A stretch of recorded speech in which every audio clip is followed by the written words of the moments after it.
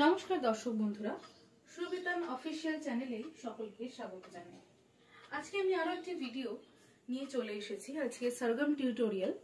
এই ভিডিওটি সম্পূর্ণ তোমরা দেখো, কেমন লাগলো অবশ্যই কমেন্টে জানিও।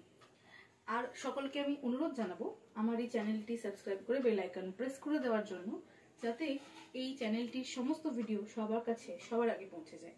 এবং যারা সাবস্ক্রাইব করেছো, আমাকে নিরন্তর উৎসাহ দিয়ে চলেছো, তাদেরকে আমি অসংখ্য ধন্যবাদ জানাই। আগের দিন শিখেছিলাম 5টা স্বর মিলিয়ে কিভাবে একটি সরগম হচ্ছে। আজকে শিখবো 6টা স্বর মিশিয়ে কিভাবে আরো একটি সরগম হচ্ছে। তবে চলো শুরু করা যাক।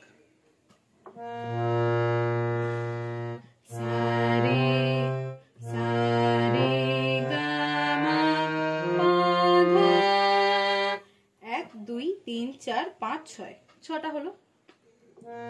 সারে গা মা পা ধা রে গা মা পা ধা নি গা মা পা ধা নি সা সা নি ধা পা মা গা নি ধা পা মা গা রে ধা পা মা গা রে সা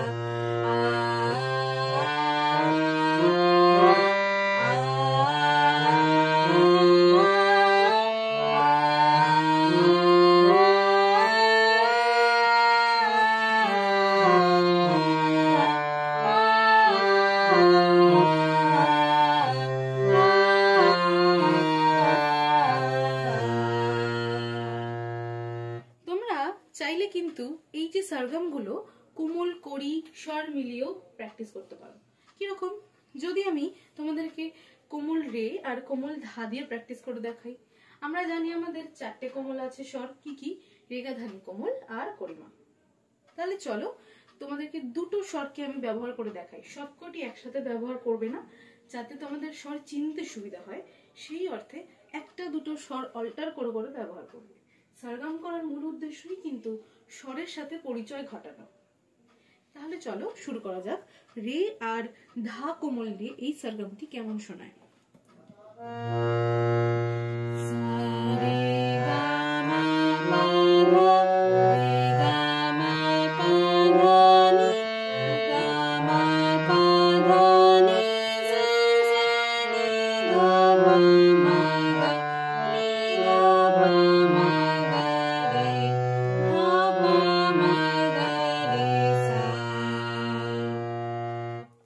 এই যে সরগমটি, এটি কিন্তু একটি তালকে রিপ্রেজেন্ট করা যেতে পারে।